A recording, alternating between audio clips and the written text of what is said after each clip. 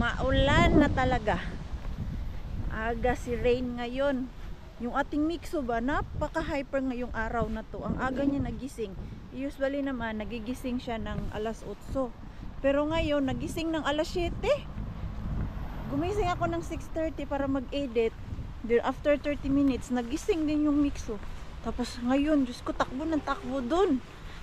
Paglabas niya sa sasakyan, andun kami sa yard ng daycare. Diyos ko, nag-superman na siya. Uy, grabe naman yung bata na yun. Kalakas-lakas, kunti na lang masagasa niya na ako. Hindi man lang siya ano ba, yung bill good. Hindi ko naman siya nakita. Kasi si Maring Queen chismis ng chismis. Hay nako, tong singaw ko ba, nawala yung isa dito. Doon sa katabi niya, may bago na naman, oh, di ba?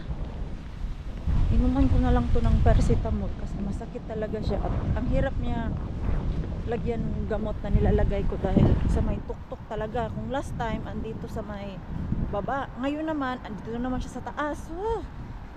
Pag itong singaw ng anak, ay grabe, ang sakit talaga. So raining na, wala na yung mga upuan dito na nakalagay last time ba, during summer, kasi masisira yun pag nababasa. Kahoy pa naman yung mga upuan nila dito. Ayan, work na tayo. Ano kaya ang natin dito? Trabaho, madami or konti lang? After work, at si Pars ay day off pa, arangkada tayo dun kay Mr. Ben. Malaking tulong talaga pag si Pars ay nasa bahay lang, tapos hindi ako pagod sa work. Ayun, but what I said, nakakaluwas ako dun kay Mr. Ben. At during summertime, aaminin ko, hindi po talaga ako makapunta dun sa Mr. Ben kasi busy dyan sa work namin. Mas madami kaming work during summertime na minsan umaabot na kami ng alas 5 dyan sa work, and then alas 8 start ang work namin. Ano daw? Ano daw pinagsasabi niya? Ano ka problema niya? Russian eh. So sana hindi malakas ang ulan ba, dahil time to time umuulan. Layo-layo pa naman yung ating malaking Mr. Bean. Pwede nakabahan kung malakas ang ulan. Hate ko ang mag-drive basta ulan, malakas ang hangin. Feeling ko sumasayaw ang sasakyan. Uy, dito na naman tayo sa ating ninja moves na dumpster. Naiihi ako eh. Pag nangaharbat ako dyan sa binayan, naiihi ako. Alam niyo yun. Hindi kayo nag-iisa. Kasi ako, naiihi din ako. Uy, akala nyo kayo lang. Kasi alam nyo naman yung ating bin dyan ay paninja-ninja. Hindi tayo pwede makahuli kay na masayang ang laman ni Mr. Bean. Di na tayo maka-arangkada dyan sa bin na yan. So, habang nag-drive ako, ay inaantok. So, ready na kayo? Dahil ako ay ready na. Sana meron tayong makuha ngayon. Hindi siya empty, pero let's see kung may makuha. Ang empty dyan is Lunes and Tuesday. Okay, let's go. Dito pa din ako sa labas nagpark. Hindi pa open yung kanilang parking area dito sa taas.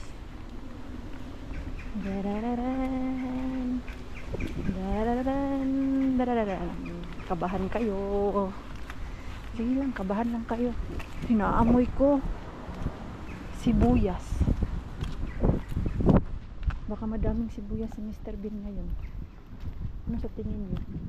Naamoy ko talaga sibuyas ay. Why oh why? Ayan. So, wala namang tao dun. Ayun. Let's go.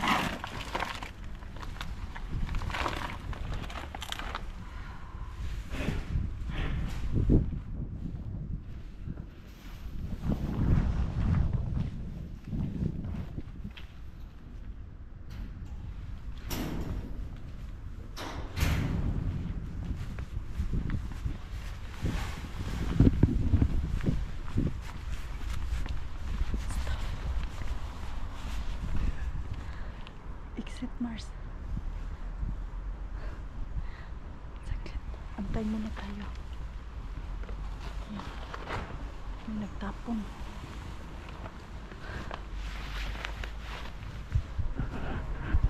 Silipin ko nga.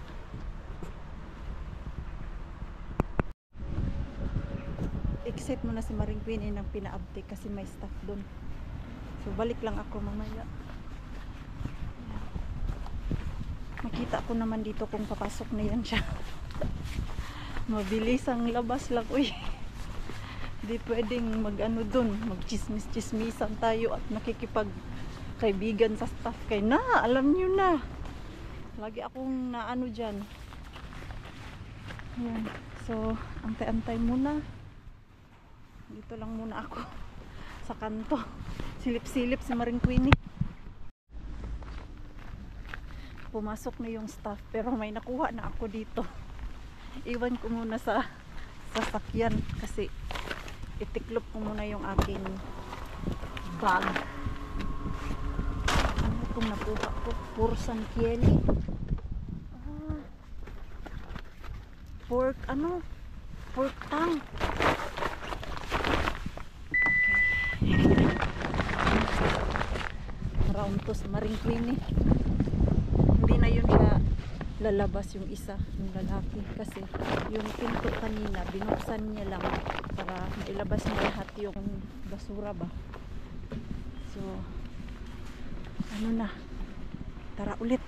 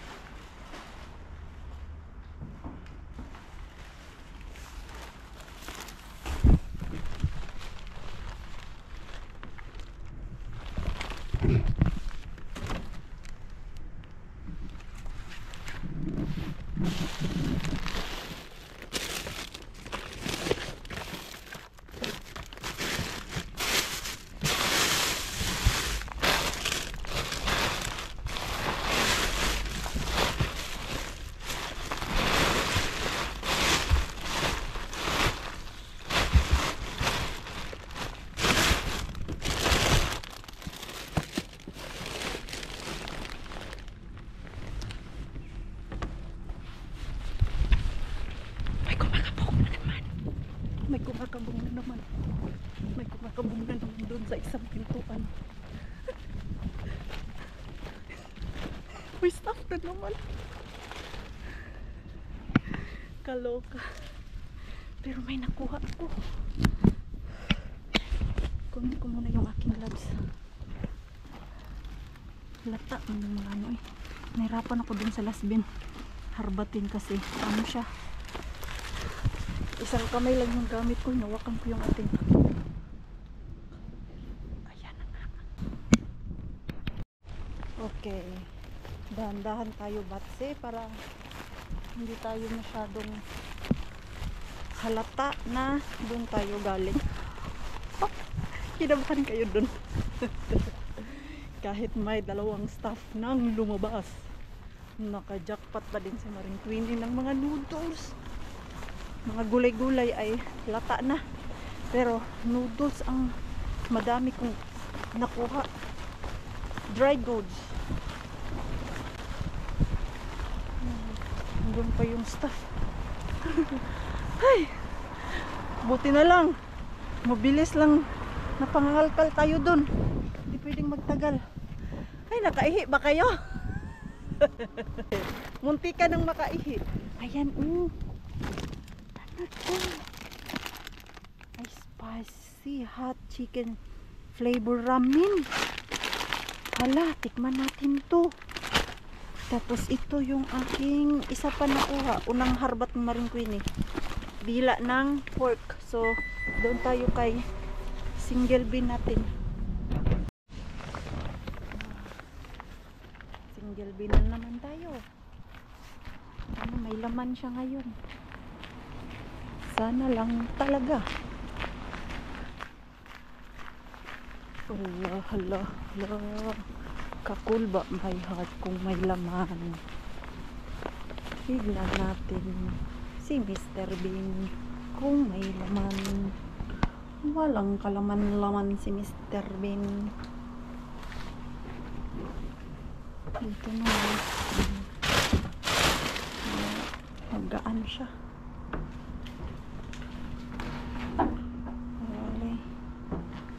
Uwi ka na daw, Mars. Magpahinga ka na daw, Mars. Bili mo na ako ng inumin sa loob. Papunta ako dito. Sobrang dry ng aking throat. Hindi ko pala dala yung aking tubigan at yung gym bag ko na ipasok ko pala dun sa loob ng bahay. Kasi meron akong water bottle na laging may tubig. Ano man yan si mga tiyo dyan, laging patingin sa akin dito. Napapansin ko yan sila pag andito ako nagpa-park. Bigla yan silang lumilingin. Bigla yan silang lumilingon. So pasok muna ako dito sa loob. Bili ng malamig na tubig para wala yung dry ko dito sa throat.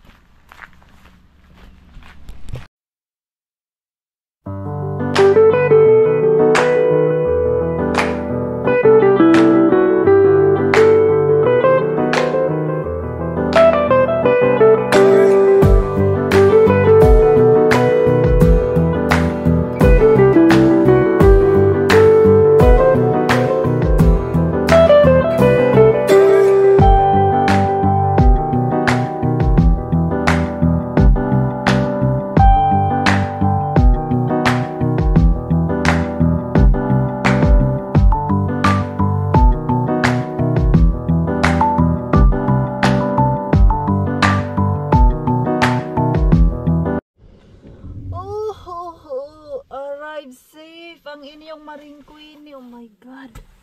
Grabe yung ulan. Galing doon sa area ni Mr. Bean, 5 minutes after ko makalabas doon, yung sa ano ba, town. Tapos nag motorway na ako. Grabe ang lakas. Nanginig din naman ako dahil sa sobrang lakas ng ulan. Tapos may kidlat, pero dito pa ano pa lang, pabagsak pa lang yung ulan.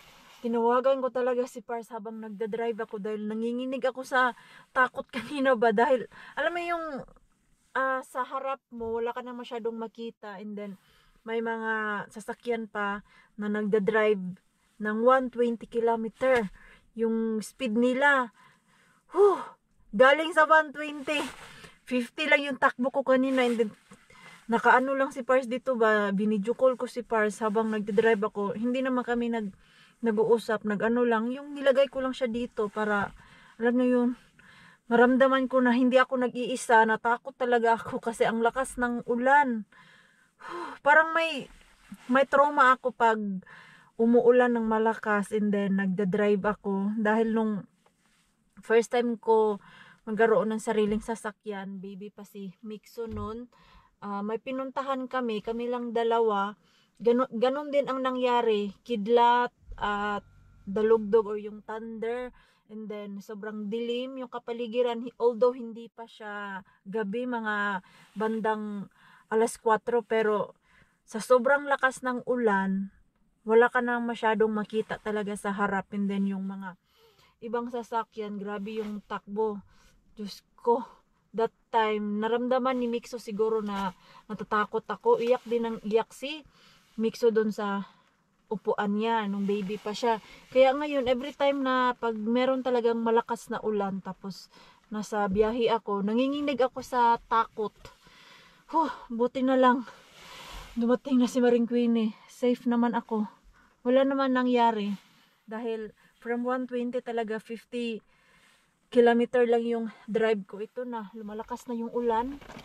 So thank you Lord dahil sinamahan mo ako sa biyahe ko for this day galing dun sa Mr. Bean. At ito na, uwi na ako. Pasok muna tayo dun. Start na yung ulan. Ano, palakas na talaga siya. Dito lang yung sasakyan ko. Mamaya punta ako ng gym. Maaga pa naman 5:30 pa. Sa mga 7:30 siguro punta ako ng gym, mag workout. Ayan, let's go. Excited ako dito sa nakuha ko. Excited ako dito sa nakuha ko kay Mr. Bean. Ayan, palakas na talaga ang ulan. Ayan. Doon pala ang ulan. Kasi doon ko naririnig yung ingay. Ayan, doon siya banda kasi doon wala man masyadong yung maitim ang ulap. Doon banda maitim-itim. Tara na, oy. Nagluto daw si Pars ng madaming pagkain namin. Dahil bukas ay work na naman siya.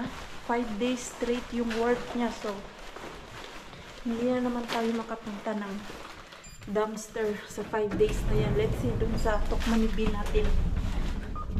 Pero sa ating malaking Mr. Bean, hindi ako makabisita doon kasi nga sa 5 days work ni Pars. Gabi na yan siya. Uuwi mga alas 7, minsan alas 8 yung kanyang uwi dito sa bahay. Nagpaulan ng noodles yung ating Mr. Bean. Sandamakmak na noodles. 4 na pack pala itong nakuha ko. Ayan mo. Nagdala ako nito sa sa work. Yung mga Thailander ko ng mga work mo. Paghilig nila sa maanghang. Yan yung ating harbat today. Tapos, ito. Yung dila. Ano kaya ko dilutuin dyan sa dila? Comment po kayo.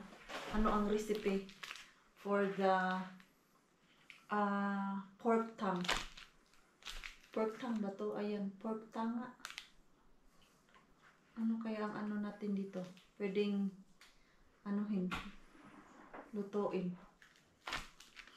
Exciting. Tapos, yung ating mga noodles. Gusto ko tikman to. Luto tayo isa. Ayan. Ang laki pa naman ito. Hala, 2 times spicy pala to.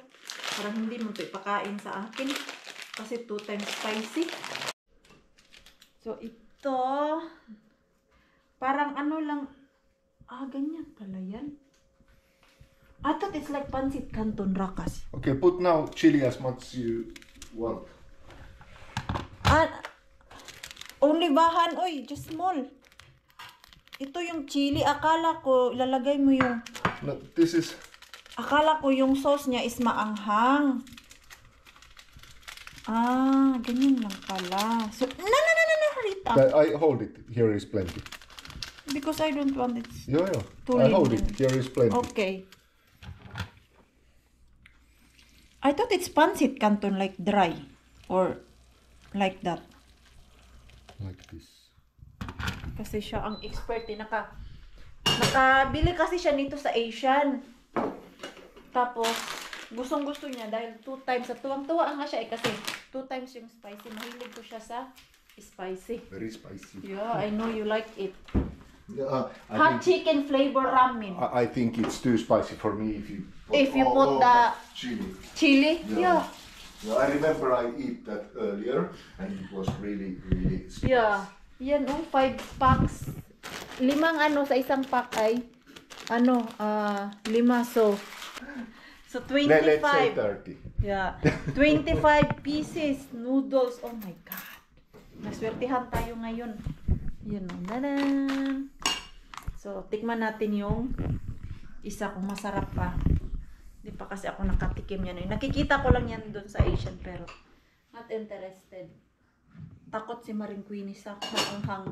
Pag sobra ba, hindi ko din kaya. Mahilig ako pero yung little lang. 5 minutes. Huwag masyadong madami.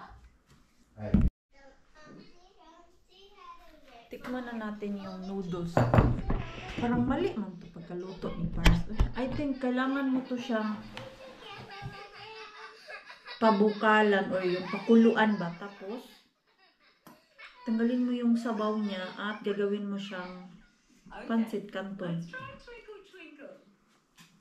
Iba to si Pars mag-ano ng noodles pag ganito. Kahit yung pancit canton natin, nilalagyan niya ng sabaw.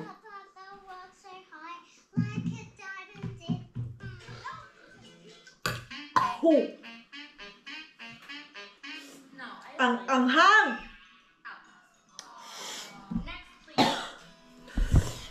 Rakas! Even you put so small, it's very spicy. We don't have milk? We have milk. Gusto. Pabukal nga ako eh. Hindi ko lagyan ng spicy. Hindi ko time yung paggawa ni Pars. Yung parang sinabawan ng noodles ba. Woo! Grabe, my God.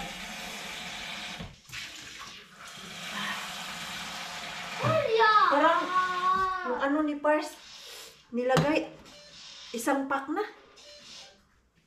Napapaano tuloy ako. Napapaubo. Inom ako ng gatas pang wala sa anghang.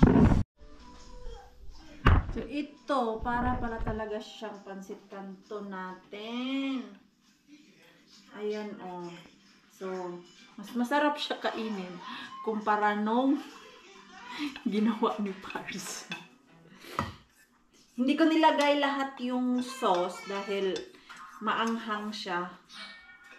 So, akala namin ito yung chili. Andito yung anghang ba. Pero, sa sauce pala, binasa ni Pars. Tikman natin to. Kung okay na ba.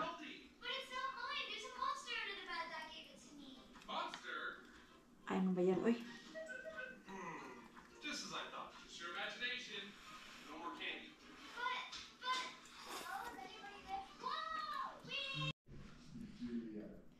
Hindi ko kaya mga Mars and Pars. Hanggang ngayon, kahit isang ano lang yung kinain ko ba? Kunti lang yun eh. Hanggang ngayon, andito pa yung anghang ng aking sinubo kanina. Maybe you can eat this. Si Pars, gusto niya yan. Kakainin niya daw yan mamaya. Ha? Yeah, I know. You will like it. Pero good luck sa puwet mo. Kumain. Ganyan. After how many hours? Parang sinilihan din yung puwet. Hala ka dyan.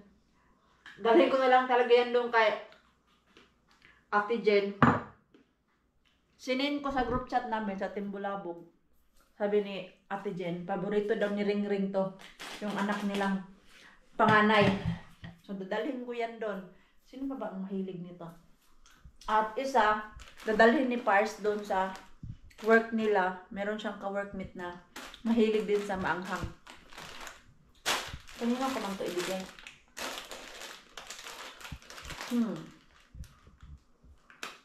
Saan man yan papunta? Dalhin ko na lang ito lahat doon sa Helsinki pag lumuwas ako next week. Si Pars natin. Yung mukha niya. I'm red. So spicy. Kunti nga lang yung kinain niya.